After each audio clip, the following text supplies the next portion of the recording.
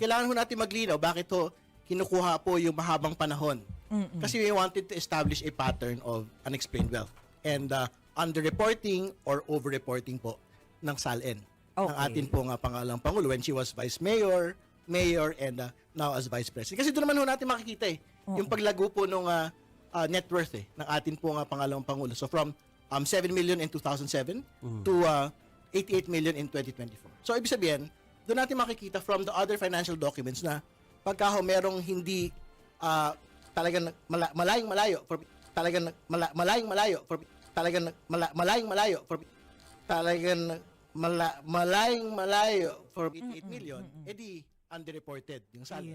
Hindi ba? Yung mga ganun po. I see. Pero This is not news but opinions and questions only. Please consume moderately. If triggered, do not proceed. If symptom persist, consult clearing. Kailangan ho natin maglinaw bakit ho kinukuha po yung mahabang panahon. Kasi we wanted to establish a pattern of unexplained wealth and underreporting or overreporting po ng SALN.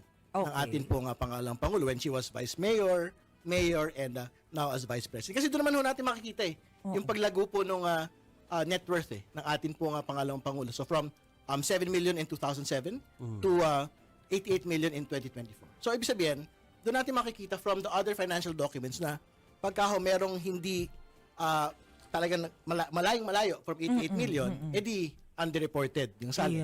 Hindi ba? Yung mga ganun po. A few moments later. Ang napatunayan lang dito sa paglabas ng SALN ni Sara Duterte ay paunti-unti niya kinita ang 80 million. Wala po dyan biglang paglaki. May average na 4 to 8 million ang kita kada taon. Asan dyan yung 125 million? Na sinasabi niyo ninakaw. So ang sinasabi niyong mga kupal kayong Justice Committee nag-time travel si BP Sara Duterte para distribute yung 125 million.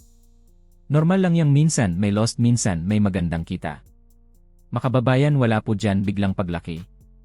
Inuungway lang kayo ng Justice Kamote. Namimingwit lang sila dito ng isda. Kung ano-ano ang dahilan para sabihin may kaduda-duda ang SALN. Remember ang rason bakit ipinapalabas ang SALN ni BP Sara ay hanapin ang biglang paglaki.